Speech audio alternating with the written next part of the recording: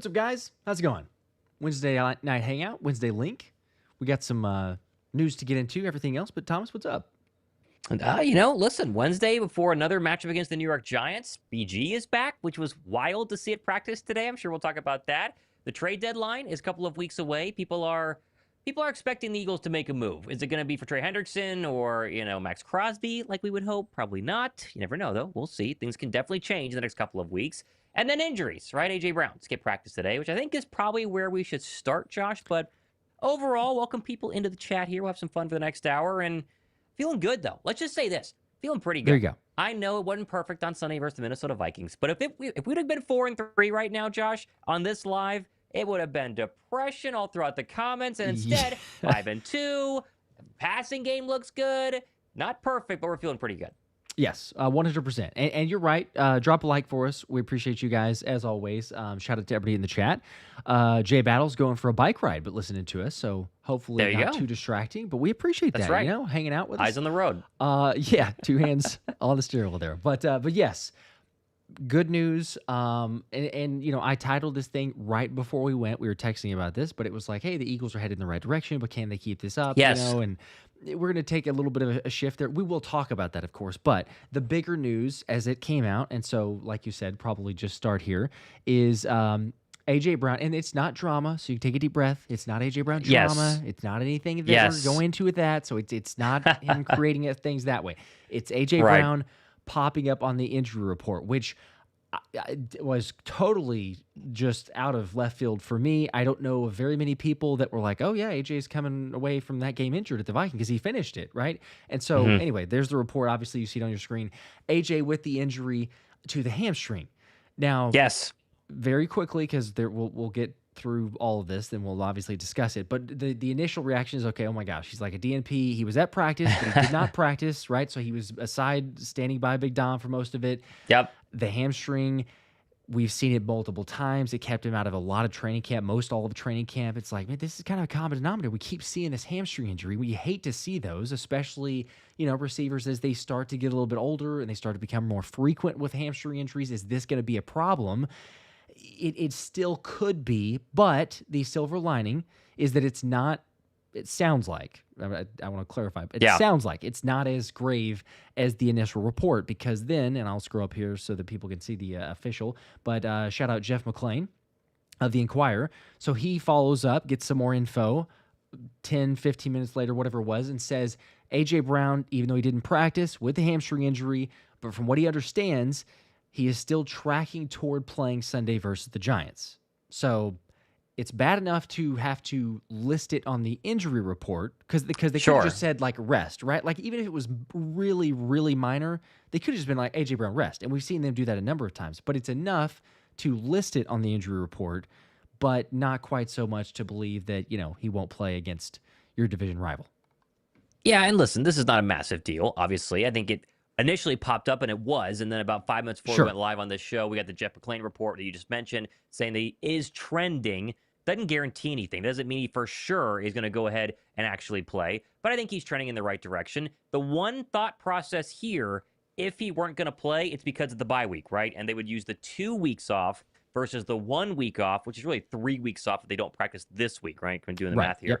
To go ahead and get him as healthy as humanly possible, which is fine, right? Philadelphia can beat the New York Giants without A.J. Brown. Now, I think the New York Giants are a very good football team. We'll talk about them here in a second because they did just beat us and make us look very, very bad, but they can win without A.J. Brown. And the question is, if he's 80+% healthy, he'll play on Sunday. If he's, 80- healthy or 80, down to 50%, I think that they rest him. Just something to monitor the next couple of days. If he's at practice tomorrow, then I think there's nothing to worry about. If he misses tomorrow, Josh, then we can go ahead and sound alarm bells and, freak out and all, have to just rely on Devontae Smith, who happens to be a top 6 receiver in yardage-wise so far this season. And he does. A little more Dallas Goedert. And then Jahan Dotson, who we all thought would do more than he's done so far this year. Not his fault, but that's just the way this offense goes. They're going into a lot more heavy packages for the offense. So unfortunately, Jahan Dotson's not getting as much play time. But yes, it is for now more optimistic than we assumed or thought about 10, 15 minutes ago as the time that we started this recording. But for people that are coming in late, watching it back on record, that's where it's at right now as of Wednesday evening. for A.J. Brown. We'll keep you up to date as we get more info. Tomorrow's practice, like Thomas said. But overall, that's where that one was with A.J. Now, again, I'm going to pull up the injury report because it's not just A.J. The whole team's dead. It's a joke, obviously, but, people love to bring that up. As soon as you see it, it's like there's a laundry list of names. Now, every team is dealing with injuries, right? So it's also not just like, oh my gosh, Philly's just so devastating. It could be worse. Yeah. It could be much worse. We could be the Tampa Bay Bucks, right? But you still see there, you got AJ, as we discussed, Adoree Jackson with a concussion. A lot of these are not huge surprises. If you watch the game, saw the takeaways there, the game recaps that we discussed in the last couple videos. But Adoree Jackson, concussion, didn't practice. You figure he probably won't play, especially hearing what Vic Fangio said about Keely Ringo. Jacorian Bennett that you see on the page there has been the 21-day practice window. We'll see. You would also assume that he's going to have a chance, but Adoree Jackson, probably not. These are all speculative still, but you go based on the DNPs. Cam Jurgens, the knee, that one feels like he won't play on Sunday because he also wasn't at practice. If he was a DNP standing off to the side field, I know you want to give as much rest as you can, recover, rehab, all the other stuff, but he tried to go in the Vikings game. He put on a brace, tried to gut it out for a couple of drives, and we know how tough Cam Jurgens is because he did it in the NFC Championship game, right? Just trying to gut it out with the back injury. Right. So for him to not be able to finish the Vikings game and then also not be practicing, you got to plan on this anyway, of somebody else is going to be your center. Is that a Brett Toth? Is that a Landon Dickerson, who's also on the report? You see ankle and back, but he hopefully should be fine. Do you move guys around? There's a whole lot of question marks for what you're going to do there at center.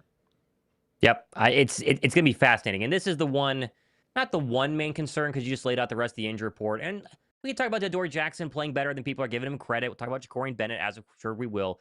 But the one problem that you could see where the Giants win this football game, at least defensively, is getting pressure on Jalen Hurts and obviously stopping Saquon Barkley. Two things they did very, very well in that first matchup 2 weeks ago, right? They got multiple sacks on Jalen Hurts, and Saquon Barkley, except for the first couple of runs of the game, was limited as he's been all season long. And not having Cam Jurgens out there is going to be a major problem.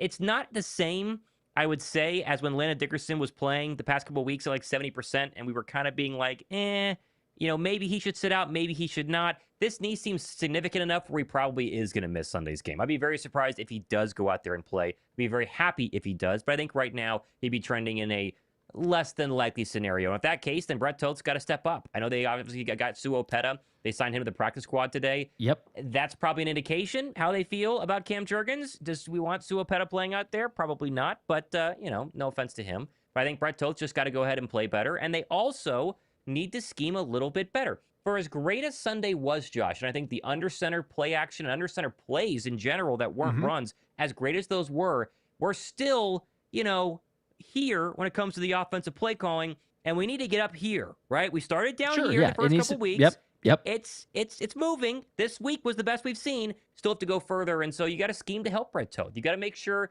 I saw one All-22 film footage where it was an outside run, and they were trying to move Cam Jurgens and pull him like they usually do with Kelsey, pull him to go around and pick up a linebacker on the edge. And the problem is that as soon as they lined up in that formation, they had run it 3 plays earlier, and the Vikings understood that, and so they went ahead and shifted their defense, and someone was further out, and Jurgens couldn't get there. You got to be smarter with stuff like that, either when Jurgens in there for sure, but especially if Brett Toth is going to be your starting center on Sunday, make it easier on him against a very good defensive front. Excuse me. The double Dexter Lawrence. And then, of course, hopefully Mailata and Lane Johnson hang on with Burns, who is going to play. He said so today. Thibodeau and the rest, Abdul Carter and the rest of them. So it is what it is. An offensive line injury, it is what it is. It's going to cause problems. Can you go ahead and mitigate those problems and provide the backups enough help to allow Jalen Hurts to cook down the field? Because the backside of this defense, especially as we saw in the fourth quarter versus the Denver Broncos, is susceptible to the pass. They can beat them through the air. Yes, absolutely can. And you do wonder, again, it's Wednesday, it's injury reports. Some guys get rest. How significant is it? We're talking about the Eagles, also for the Giants as well. They have a number of different guys that were limited, that had or did not practice and or limited. So I could share that graphic for people also that were not aware. Obviously, you mentioned Brian Burns, who said that he would play, didn't participate with the hip or the foot injury, whatever it is there.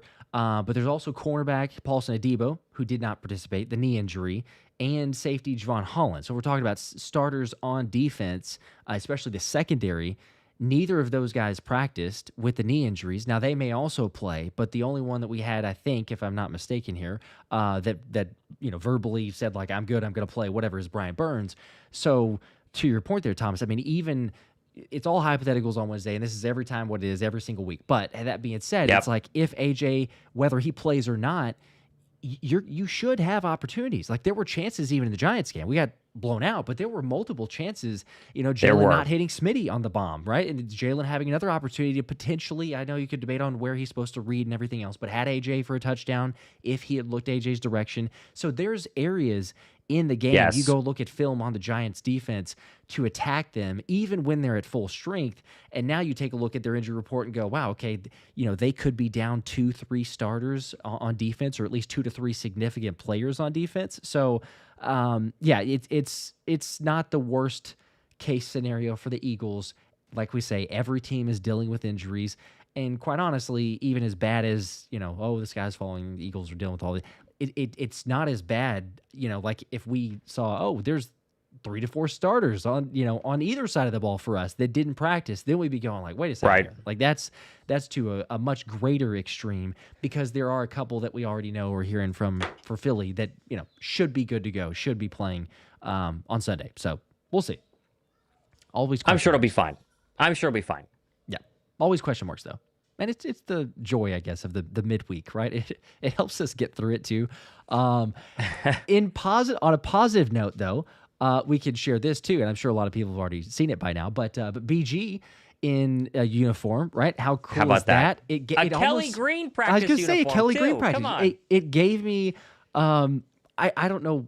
I mean, maybe it's because it's the Kelly Green. It gave me the feeling of when Julio Jones was, back here, because I think the first practice was the Kelly Green practice. Yes. And obviously, BG's been here for forever. Didn't think about that. But still, like, I saw that, I'm like, man, like just the vet back there, the vibes, we got it. So, limited work. BG's a full participant, getting in that. But he did say, like, yeah, it's a little different now going back out there in pretty good shape, but try to play and talk and everything. It's like after 4 plays, got to tap out. Like, all right, let me get a break here. But again, that being said, and you go back to the injury report too that I can share. Azeez Ojulari, hamstring injury, DNP. A lot of the general consensus is that he won't play. You're already short on edges to begin with.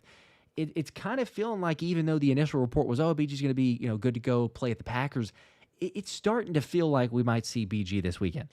Yeah, I think he's going to play. And I think less important is if he plays, and more important, how Vic Fangio wants to use him. How are they going to go ahead and slowly introduce him? Because what we saw with Nakobe Dean, I think, is a pretty good indication of what Vic likes to do. Now, Dean is coming off a completely different scenario, right? Obviously, did not play in the Super Bowl, had an actual injury, whereas, Brandon Graham had a tricep, but a lower body is definitely different. You get the point. Mm-hmm. And then they put him out there for 6 special teams plays, and then they throw him right in there. I would not be surprised if you see Brandon Graham get some edge rusher snaps, very limited amount, 10, 15 would be kind of crazy in my opinion. I'd be surprised if he gets 15 edge rusher snaps, but he gets his feet wet. He's going to be extremely, excited, motivated. The adrenaline's going to be going nuts. Get him back on his sea legs. Get the sea legs underneath him. Go to the bye week. Really get him ramped up during the bye week. And then as many snaps as he needs or wants, or whatever Vic Fangio feels like is necessary against the Green Bay Packers. My big question is going to be, going forward, how productive can he be? He sounds like it's the exact same BG that we had last year pre-Rams injury, which was the highest graded pass rusher on the Philadelphia Eagles. If that's what you get, it's just going to be a crazy good move. And I'm on record. You can go find my tweet saying, TBH, he should have stayed retired. This is dumb. Blah, blah, blah. Right? That was my initial reaction, was like, why is he doing this? He just want to have a champion. And the more I thought about it, Josh, the more I totally understand that BG felt great last year. And he understood that he was the best edge rusher on that unit pre-Nolan Smith going off, right?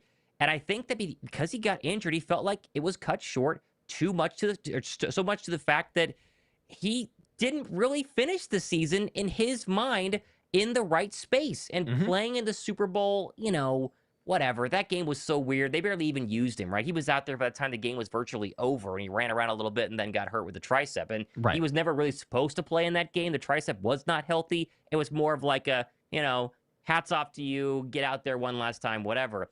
He wants to go out on top, actually playing the game that he loves. And if he thinks he's healthy, which is the only person who truly knows, it's himself, then good luck. I'm all for it. I'm pumped to see what he can do. Yeah. And I think as long as they still add another edge rusher at the trade deadline, that new edge rusher plus BG plus Nolan Smith after the bye, you could suddenly instantly fix the defensive line issues and start getting a lot more sacks, which then helps everybody out from the linebackers to the secondary, the safeties, and so on. Yeah, it would be much, much nicer. And if nothing else, too, because we've also said this, it's like just for the morale of the locker room.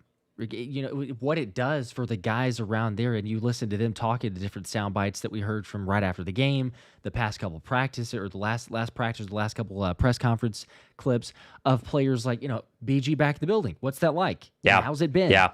Everybody's for it. Why wouldn't you be? It's BG. So, if he, and I think Nakobe was the first one. I've heard multiple players, but Nakobe say this. It's like, even if he doesn't play, just to have his presence in that locker room, it does benefits for the team. So I'm kind of right there with you. My initial reaction was the same thing. It's like, yeah, is he going to move the needle? I don't think so, but maybe he does. But is he going to he should, just like stay retired, the storybook ending, all the other stuff there.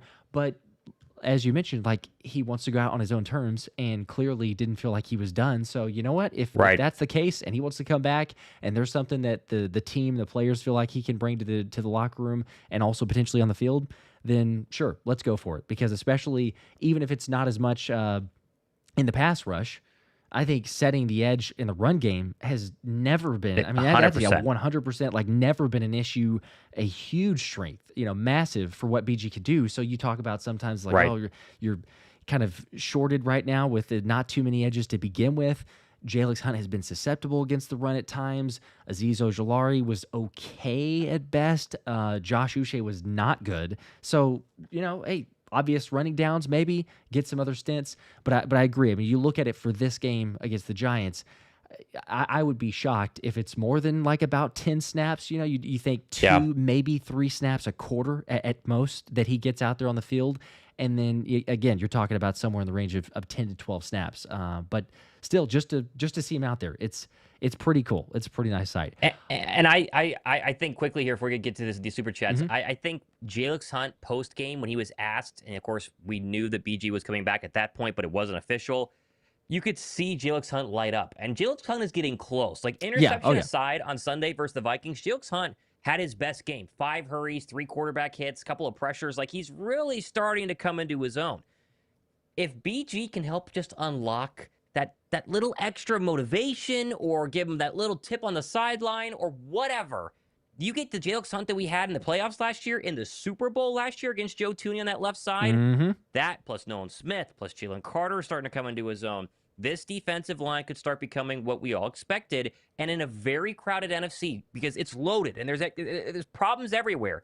If you get a serious pass rush, Josh, you can beat every single one of these NFC teams. And if they have to come easily to the link on top of that, good luck. It's going to be very difficult. Yeah, absolutely, easily. And I've said this like so many different times on live streams and the videos and everything there too. But it's like you're really close. So you just get that extra little bit from the pass rush, and a combination of rushing together, the communication piece, whatever it is. But Jalen Hunt and Jalen Carter, 21 pressures. Yeah. They're the only 2 guys in the NFL with that many pressures or more that don't have a sack, right? So there's 37 players. 35 players at least have 1 sack. For some reason, somehow, Jalen Hunt, Jalen Carter, 0 sacks up to this point. So it will happen. It should happen at some point. The odds, the law of averages say that it's going to. It's just taken way too long.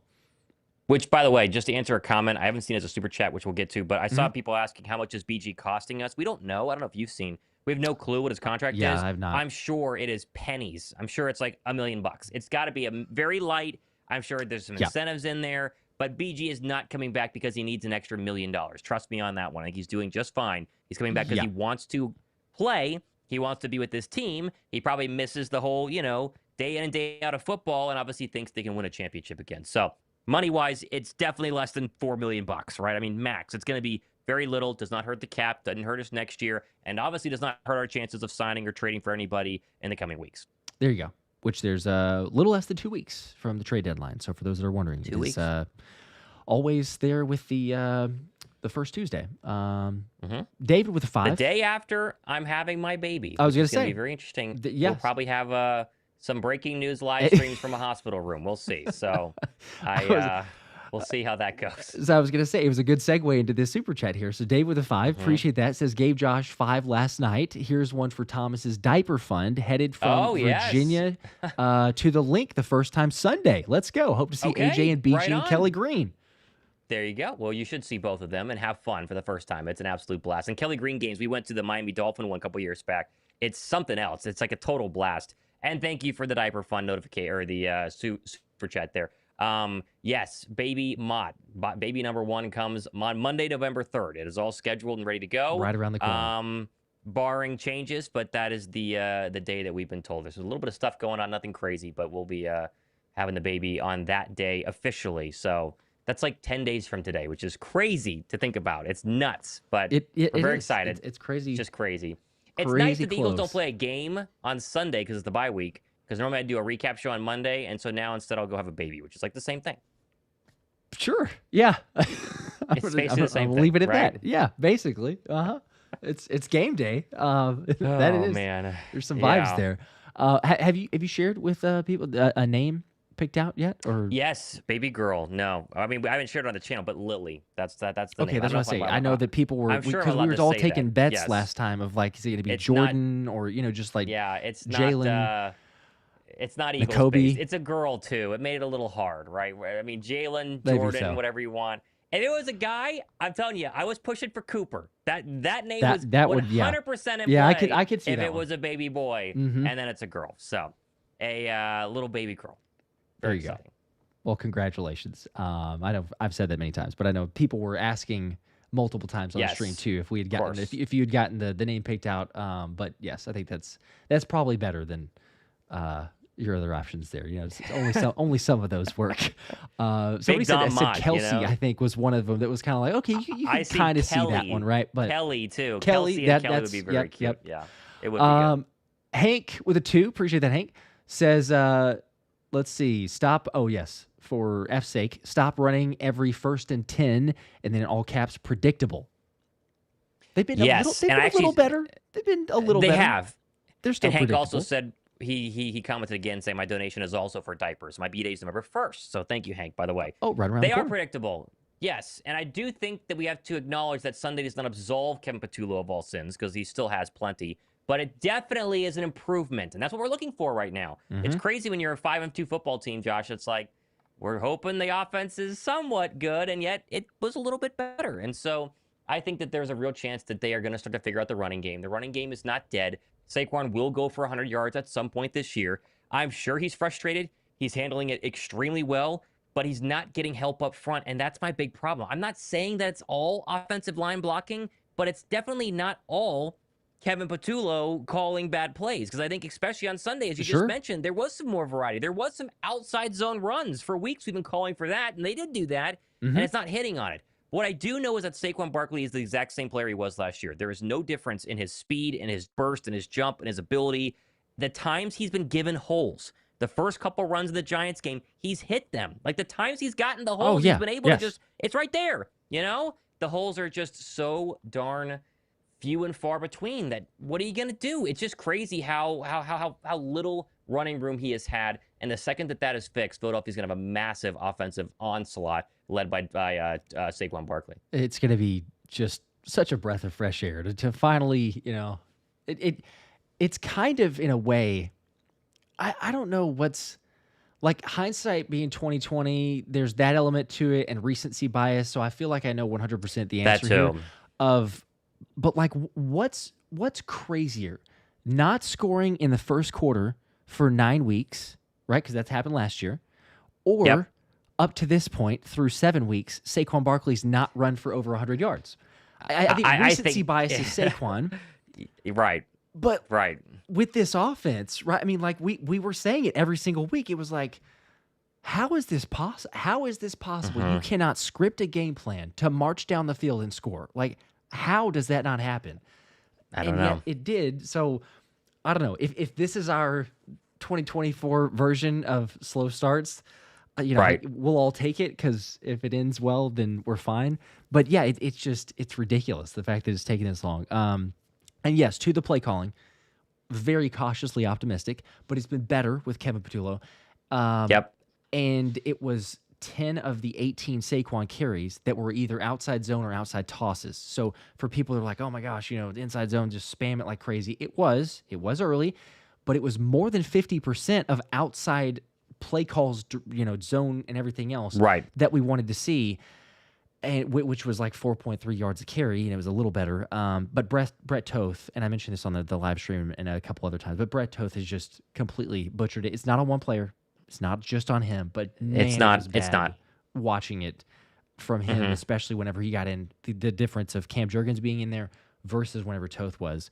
But yeah, they got to get answers. It's surely a matter of time. I keep taking that bet. I'm a sucker for it, I'm sure.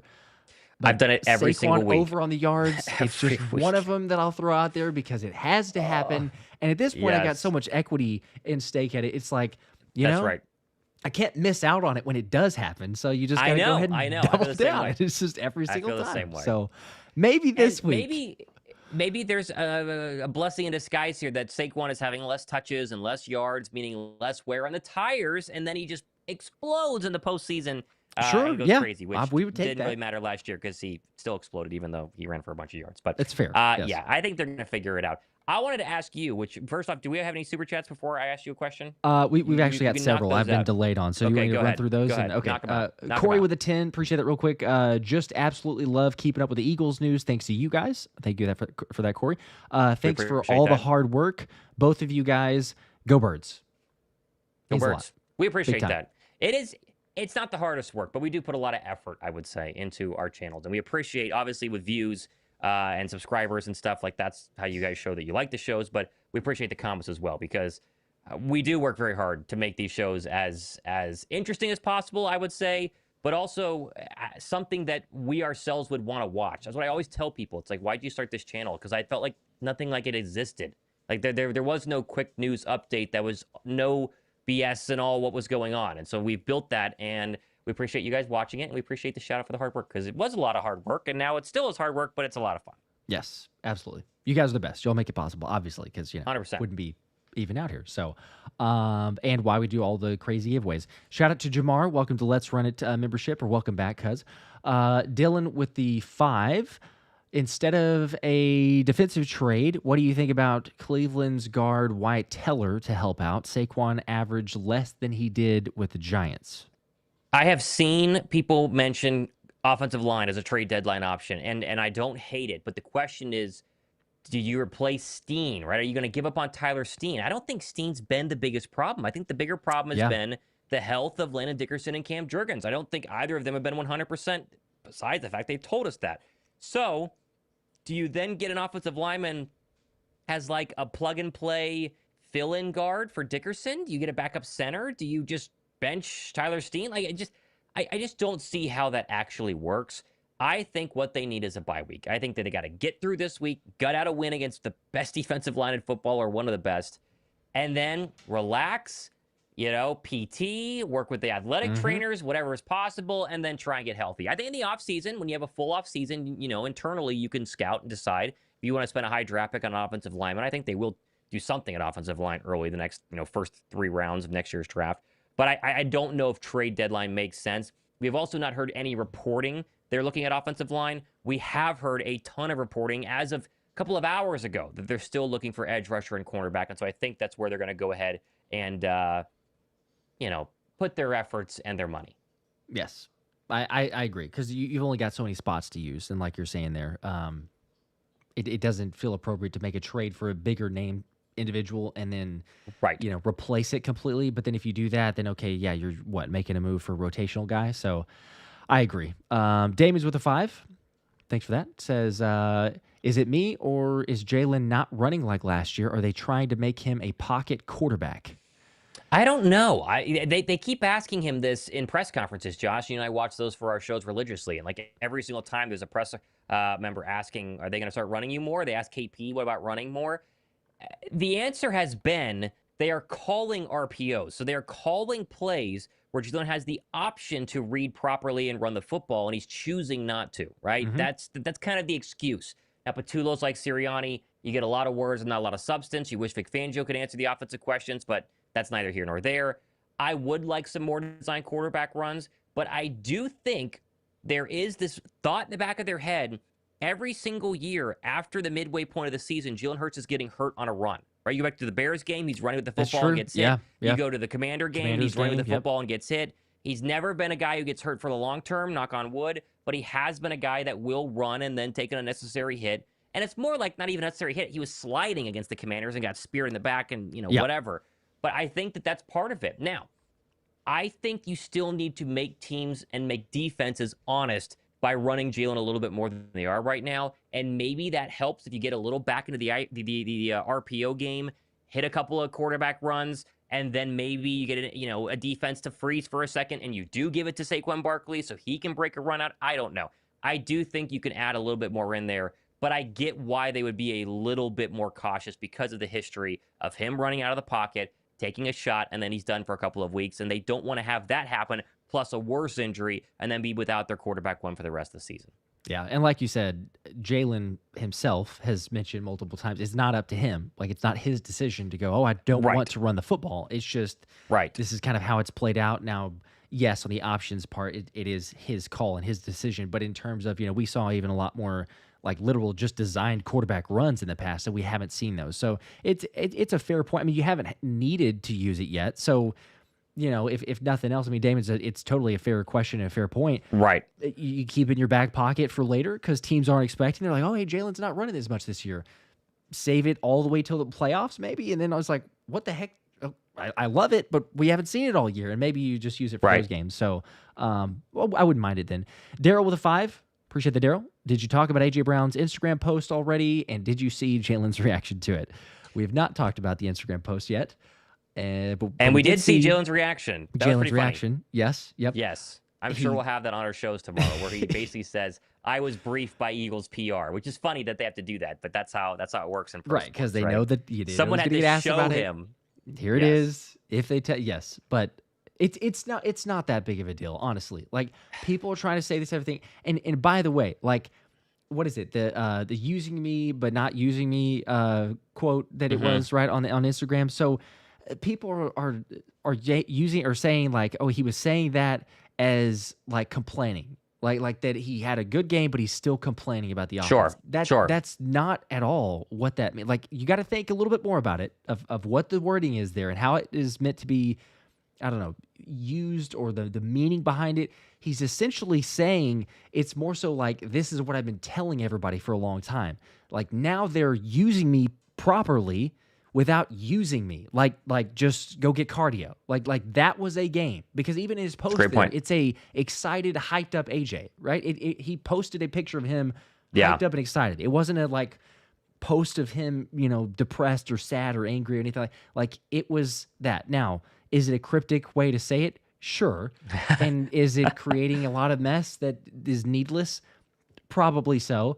But it's not meant of like, I'm going to just jab another one here, they're just not using me. They're still not using me properly. Like, no, it was kind of like a final vindication to go, you threw the ball my way. Look what happened. Yeah. Like, look what happened. Torched them. Yeah. So I don't know. It's always something. I just don't care. Like, I really don't care what AJ Brown posts on social media. I know that radio stations love to get a click out of it, and they love to have their segment about how dramatic AJ Brown is.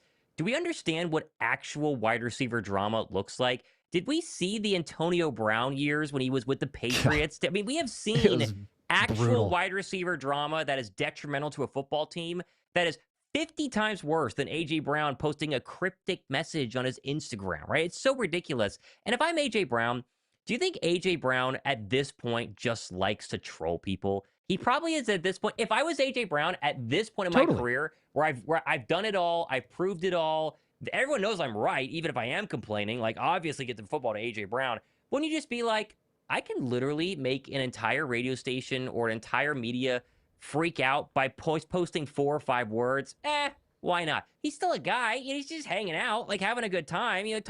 Talk trash with your boys. Like, hey, watch what I can post on Instagram. People will freak out. I just don't care. If AJ Brown was posting stuff and then being dramatic on the sidelines, which he has been in the past, right, and not producing, not running through routes, dropping easy passes, looking disinterested, sure, we could have a whole conversation about it. But AJ Brown just had 2 touchdowns and over 100 yards. Well, Devontae Smith had 9 catches for over, 190? It's much to do about nothing. I really don't care. They're not trading him. They physically can't trade him. And unless he wants to go out there and sell, essentially, I could care less what he posts on Instagram as long as it doesn't hurt people. And posting use me without using me or whatever he said hurts nobody. And really, no one wants to listen to 10 minutes of a talk show even discuss this because nobody actually cares, in my opinion. So that's my take on it. I don't care. I like AJ Brown. I happen to think he's a cool guy. I happen to think he's the best receiver in football. And I happen to agree with him. Maybe we should throw the football to him more often than not. And guess what? Good things happen. There we go. Yes, it's been point proven. And as Siler said here, yeah, did you not watch the most recent video? Literally troll with a TV dinner dude. He's a jokester, which he loves to troll. He is. He likes to joke. He likes to poke fun. He's a funny guy. It's what he does. Yes. So yes, there's going to be those cryptic tweets, posts, everything else. But as Matt says, just work out in your driveway, AJ. Oh my gosh. We don't want that. That would be the ultimate don't want troll. That. That'd be almost funny, as long as it doesn't cause kind of, but it's also one like ensued afterward. Yes. Maybe not. Let's not do that. Let's not start that. Yeah. But yes, okay, so Aisha with the 2, appreciate that, Aisha. Hey guys, joining late, what does the caption mean? So what our title here, and I know people here, the AJ Brown because the Instagram. Yeah. That was not it, because we were 15 minutes before going live, and I'll put it up on the screen again because we were talking about it a second ago. But as far as where the injury report was, AJ Brown initially popped up in the injury report as DNP, hamstring injury, kind of definitely upsetting. But then there was further clarification later, which we learned right as we were literally on the live, is for Jeff McClain saying AJ didn't practice with the hamstring injury, but from what I understand, he'll play against the Giants. So that's where it is. Could be, it's a lingering issue of sorts because we continue to see him have injury with a hamstring, but nothing too major, nothing too drastic. Eddie with a 5. We all agree edge rusher is needed, but how much draft capital is Howie Roseman willing to spend? Will it be a multi-year deal? Just don't want to issue issues next year. It's true. Well, it's a great point. And I think the 2 main edge rushers we think about are Hendrickson and Chubb. Hendrickson is not signed through 2025 or through 2026. And so he would be a short-term rental. I think you would give up a mid-round draft pick, a 2nd, 3rd, or 4th. That's my, day 2 pick. They would not give up a 1 for Trey Hendrickson. No one will. Max Crosby is apparently off the board. But Max Crosby is like the 9th highest paid edge rusher. He makes like $35 million a year. He is somebody you could give a serious draft pick for because he does have a team-friendly contract, but they're obviously not going to trade him. But still, Bradley Chubb would also be like a 4th or a 5th. He'd be cheap to go ahead and trade for because Miami not going anywhere fast. They don't need him. They also understand his age and his injury history, and he has no guaranteed money in his contract next year. So all of them make financial sense. Now, a 2 versus a 3 versus a 2 plus a 5, whatever, right? The Eagles have 10 draft picks. I think that when you have the roster you currently have, you are obligated to spend some of your future draft capital to make sure you're good to go this year. This is a wide open NFC and a wide open NFL season, despite what people will tell you about the Chiefs and the Lions and the Bucks, like anybody's game. And Philadelphia has a better roster than all of them. And if they get firing on all cylinders, adding in an edge rusher, I think, can put them over the top. And so I'm fine with with spending draft capital. I'm especially fine with doing like a 3 and a 2027 5.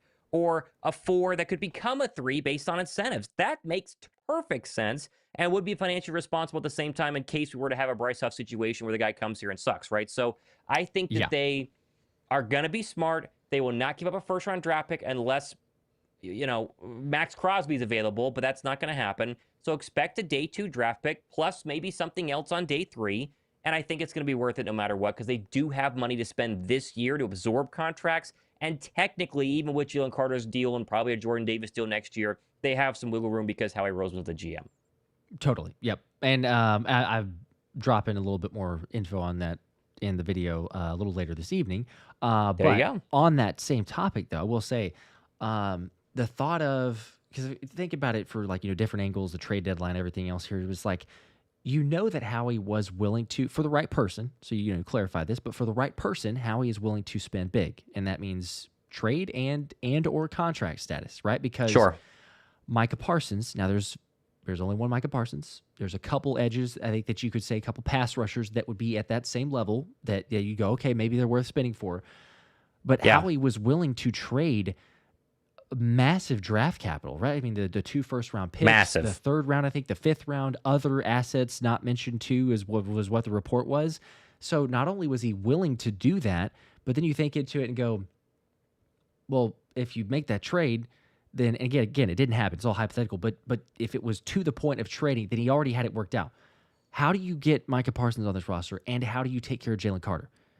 Yep. He already had that planned and already had it figured out, which means he already did. Mm-hmm. If you want to go get another guy, there's no issues. There's no like, oh, well, how in the world are they going to figure out to pay another guy $40 million and still take care of their own? He has it somehow, the wizardry of the cap and everything else, he has it figured out. So I don't know. It seems crazy. It seems ridiculous, especially when it's like, man, they have all these guys already. But the fact that he was willing to make that trade, it was going to happen, is not.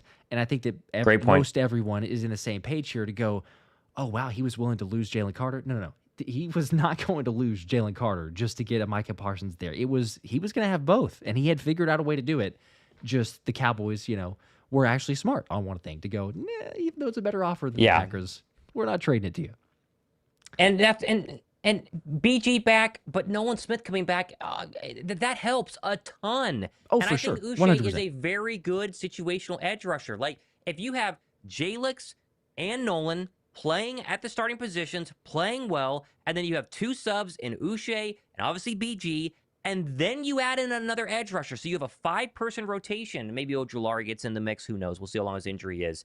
That's a serious defensive line or defensive edge unit. And then Jalen Carter, as Vic Fangio mentioned yesterday, this was his best game of the entire season versus the Vikings. And we saw what happens whenever he starts to dominate. All of that combined means you're having an edge rusher group and a defensive line that is leagues better than what we've seen so far through 7 weeks. And so I'm all for it. I am convinced that they're going to make a move at the trade deadline. I am also still pretty confident corner is in play. I want to guarantee, without having any inside information, they're going to get an edge because I feel so confident in it. Who knows? Yeah.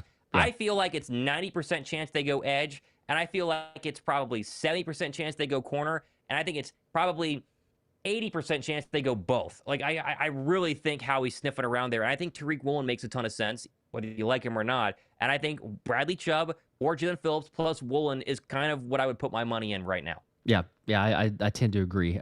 Definitely Miami. Definitely Miami. Sure, Miami.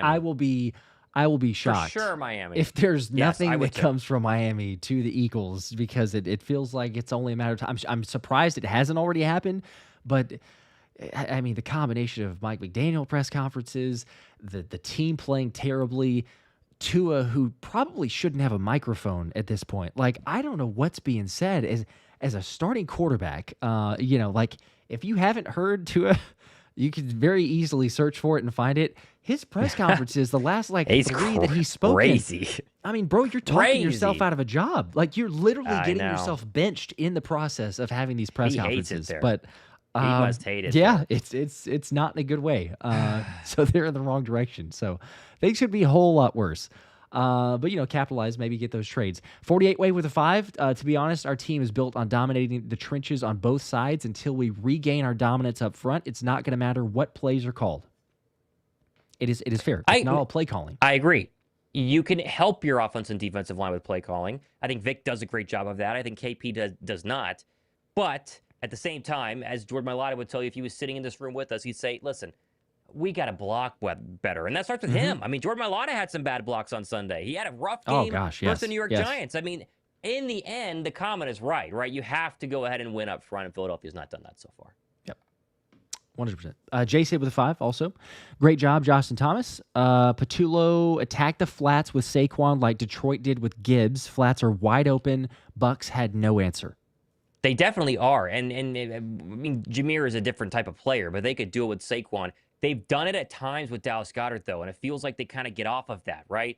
They need to script plays early in games to force teams into playing man coverage. And you saw that in the Vikings game, right? End of the game, they're going with an all-out blitz that gets man on the outside for A.J. Brown, and they burned him, right? On that 3rd down and 4, 4th down and 4, whatever it was. The problem is, early in games, they've not been beating man, and so they're staying in man the entire time, or they're shredding zone. They switch, or shredding man, they then switch to zone against Philadelphia, and they can't beat the zone. If you can set up early, and this helps running the football against zone defenses is a great way to do it, because then they bring more people down to the box, create man isolation outside. If they can do that, they can then start dictating, and that's the word that we keep wanting the Eagles to say, right? Not reacting to what defenses are doing, dictating what defenses are doing. They did that the entire season in 2024. They dictated the entire playoff run, especially in the Super Bowl. Once they figure out how to dictate early and scheme to help them be able to do that, I think we'll see a lot more complete games and good running days from Barkley and more games through the air like we saw versus the Minnesota Vikings. So yeah, it is true. All of it's true.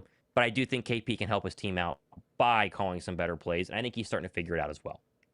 The last thing that the rest of the league wants to see is the Eagles figure out the run game, because it's obviously terrible, but if they can, we've seen now the Eagles are winning without a run game. You know, it's kind of a scary prospect, because you're looking at it going, the Eagles are 5-2, and they've beaten really good teams. They've beaten a ton of over 500 teams. There's only one team they've even played that's below 500, being the Giants. And, ironically, we lost that game. But that was like, don't show up. Yeah.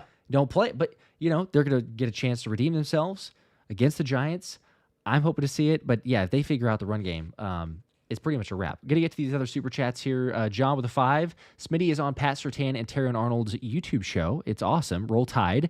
Go Birds. Oh, and cool. also great shows, Josh and Thomas. Thanks. Everybody has a YouTube show. I didn't even know that Pat Surtain had a YouTube show. Didn't realize that either. Little Alabama one, though. That's pretty cool. There you go. All right. Multiple other super chats just came in, but I was very briefly caught up. I know that you had maybe a question, and it was a long time ago, so I don't know if you still remember that question. Let's just keep rolling through the super chats. I don't. Roll through the super chats. Okay, Let me think. Okay. All right. Caswell with a 5. Do you think Howie would pay a little more than he wants for Crosby to keep him off the Cowboys? He can be a game wrecker. He would, but we've seen all the reports in the past 48 hours that the initial report that there would be a Cowboys that called the Raiders did not appear to be true. Now, there's a chance that the Raiders had leaked that, because I think people in Dallas were like, I called my Dallas contact, and they said we never called the Raiders. And so, Jane Slater was a good example of that. She's very plugged in with the Dallas Cowboys. Maybe the Raiders were trying to reveal to everybody that they're open for business, which they should be. I mean, they should trade Max Crosby. The problem is, if you don't understand how the Raiders work, if there's one guy who the owner, Mark Davis, loves like a son, it's Max Crosby. They love that guy, and they love each other. Like, that's a very close owner-player relationship. It's going to cost a lot. I think it would cost multiple first-round draft picks. And I think Crosby is not worth that due to his age. I think he's a fantastic player. I would give up 1 first-round draft pick for him. I would not give up 2. I think that Micah being younger made more sense in that case. You can argue that if you want, but I don't think Crosby is going to be traded. I think your best, highest option is Hendrickson, even though they've said that they're going to go for it. We still have 2 games for the Bengals before the NFL trade deadline. If you lose both of those to like the Bears and Jets, then they're definitely going to sell. Yep. Hendrickson's not worth a first, but I would give a second. I would give a second for Trey Hendrickson for even the rental, which people might think is crazy, but I think he's that good. So I do think Howie is willing to pay, and Josh explained that, where Howie was willing to pay more than what Green Bay offered. That was the report from the I think it was Fox Sports' Jay Glazer during the Packer trade, that Philly had offered more during the summer, but Jerry didn't want to send him to Philly, as smartly that was his correct call. Yeah, could you imagine if Mike was on this defense? I know we're figuring some things out, but yeah, Dallas would be severely regretting that, as I think everybody understands and realizes. Maxwell with a 2. Chances that we see BG this Sunday. Go Birds. Kind of discussed Like it a little 99%, bit briefly, I would but say. yeah, feels very likely, especially looking at the injury report. BG getting in some work, saying that he's pretty much ready. It's up to the coaches, but he could go. So I feel like they'll put him out there. Maybe not a ton of snaps. I think they will. Like Thomas was saying earlier, but Mm-hmm. definitely good to go. Yep. Aisha, 2 more. A big Nakobe fan. Wasn't he great in the last game? Go Birds. So good. I did not see Heck yeah. that coming. And Vic basically revealed that the plan was to just play Nakobe in base defense looks.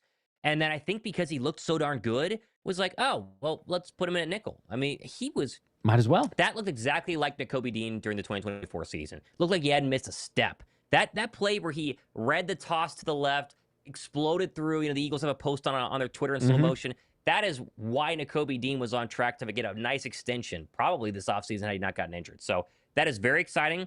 I think it is going to hurt Jahad Campbell short term. I think in the long term, it'll be fine. Vic doesn't quite know what he's doing with Jahad Campbell on the edge. Not that he doesn't know, but he hasn't quite figured out what he wants to do, because a lot of the edge rusher looks in nickel or even in base where Jahad was at the edge, he was dropping back. He wasn't really rushing the passer. He was a spy sometimes. Then he would drop back sometimes. I think you just got to let him go ahead and attack the quarterback. But I think that Nakobe Dean is going to make this defense a lot better. And I think that we saw a lot of his impact early in this game versus the Vikings. Late, they came back a little bit, but obviously early. First game, Eagles had held a team under 100 rushing yards. So, I mean, is it a random coincidence? Is it Nakobe Dean? Combination, maybe, of the two? But, yeah, we'll absolutely take that. Dom with the 2. Should I trade Barkley in my fantasy league? Depends on who you get. I don't think so. It depends on what your record is and depends on who you get. If I was a losing record, like I am in all my fantasy leagues, so maybe don't listen to me, and I had Saquon, I would trade him for a different package. But if I was ahead, if I was, plus 500, you keep him because we all think he's going to eventually start to go. Oh, yeah. If that's fair. I mean, if you're winning your league despite what Saquon's doing, then your goal, you must have a pretty good team already. So once Saquon just kind of creeps back to the mean, to where he should be, it's going to be a wrap. You pretty much have this thing won. Hopefully didn't jinx you. But, I would say the same thing about AJ Brown also. Like, if you've somehow managed without AJ, because he's had a couple, but really last week was the first one. It's like, oh, thank you. That is what I was hoping for, from AJ Brown. Don't, because if he does have the progression to the mean, then you should be okay. But yeah, it's been rough for all of us. There's a reason why Thomas and I have not hit as many pick'ems as we had hoped when we initially did it with Underdog. But eventually, right, the offense is starting to come around. So maybe there's some more predictability. Maybe there's some more like, okay, we're going to take Saquon, because eventually Saquon's going to hit, but we'll take some of the other guys too. Right. And we'll get those. Owen with a 5. It's last super chat here, I believe. What's up, fellas? No questions today. Just want to support. Love you and Thomas Vids. Watch every video. Go Birds. We appreciate that. Thank you very much. Thank you, Owen. You don't need a question to chat. That's fine. We appreciate the support there. So means a lot. You guys are the best. Okay. Couple more minutes here before we wrap. Did you remember the question that you asked, or maybe we covered it all? Adoree obviously was limited today, or has the ongoing injury. Are you playing Jacorian Bennett if he's ready to go? Do you if Adoree's 70%, are you playing Jacorian Bennett this weekend? What do you think? For sure, 100. Yeah. I've got to play. Jacorian. I think so too. I've not seen. I think so too. Well, I shouldn't say I have seen enough from Keely Ringo to go. Yeah. We don't want to do that. It's not going to happen, right? So we definitely don't want to do that. And then the Adoree factor there, like, concussion, it feels like it's going to take more time just to begin with. But yeah, like if it's a 50-50 situation there, I think it's absolutely, like, you play Jacorian.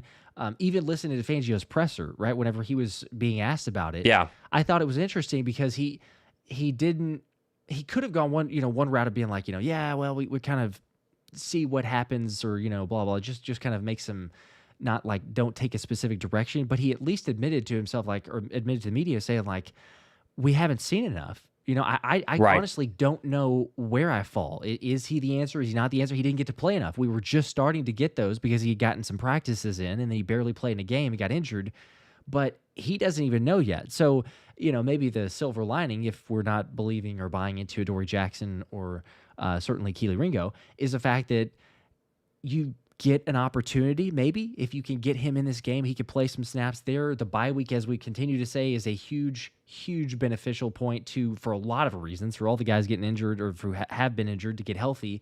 But if you do that, Ja'Cory gets some more practices in, maybe coming off the bye week against Green Bay. I like what you've seen from Ja'Cory. Adoree Jackson, I think Anthony's still here on the chat. I saw him a second ago. Shout out to Anthony DeBona. He's probably the biggest Adoree Jackson supporter. He is. He is. Adoree's been, if you look at the stats, he's been better than the eye test. Because I think the eye test, we look at it and you're like, man, there's Adoree. It feels like he gets beat a lot. And he probably doesn't as much because, again, you look at the stats and where he gets grades out and the coverage and numbers and everything like that. But I don't know if it's like he's getting beat in like situationally really heightened times where it's like, oh, okay, there's Adoree. Like, gave up another third down or something like that. But I understand it because there's a camp of like, well, hey, actually, it hasn't been too bad. But I would also agree with what Anthony said too so far. It's like how Adoree has played when he's been healthy. He's had some moments, but overall, how Adoree's played. If you had a better pass rush, and the one was getting sacks, yes, we probably wouldn't even be talking about it. It would be one of those that's just kind of like a little bit of an annoyance. Like, okay, he's not Q, but we don't expect him to be Q. And he gives up a pass here or there. But overall, it's like, you know what? Hey, he's doing a pretty solid job. But we haven't had either of those. So I think it makes both sides look worse because they're kind of hurting each other. Yeah, I totally agree. And again, Anthony DeBona had a great tweet today where he blind showed you like Darius Slay, Isaiah Rodgers versus Adoree Jackson. And I think Adoree Jackson looked pretty good, right? Slay is getting cooked. I mean, that whole defense so is getting shredded. Yes. I mean, it's crazy how like bad they all are. And so I think Philadelphia did dodge a bullet. We love Slay, but it's so far, it looks like they dodged a bullet there with just the money.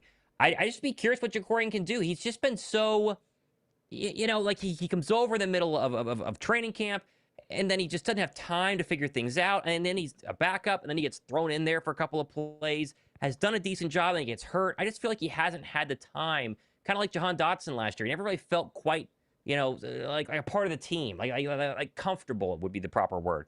And so I would just be curious to see what he looked like out there. And this is not, Justin Jefferson. This is not Jordan Addison he's going up against. It's Wan'Dale Robinson and a bunch of nobodies who torched Kelee Ringo a couple of weeks ago. But I'd be curious what he can do this weekend if Adoree Jackson is unable to go, but we'll see.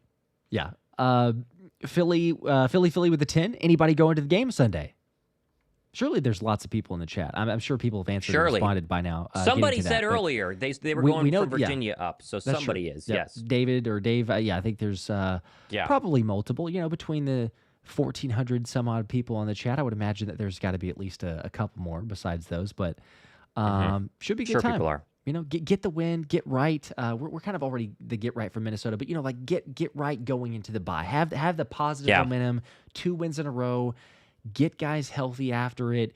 Take some time to rest, as we were talking about there, and then Green Bay game at Lambeau Monday night. You will be there. How does that? You will be there. That's going to be a lot of fun. I'm so pumped. I'm going to be a lot of fun. Corey with a 20 bomb, dude. Appreciate that. Nothing but support. That's all it is. Appreciate that. Thanks, Corey. Amen, Corey. Dave also with 10. Dave, I didn't see a comment here, but I did see the super chat here. We appreciate it. If you've got a comment, let me know. You don't have to super chat back. I can throw it up here on the screen. Otherwise, if it's just support, we appreciate it either way. So you guys are the best. I think that was just double check and make sure. Did I miss one? I might have missed one for a second. Did you? I think I did. I overlooked one. Oh, there we go. Okay, sorry. Yes. Okay, this is the other one. Sorry, Riley. I got you.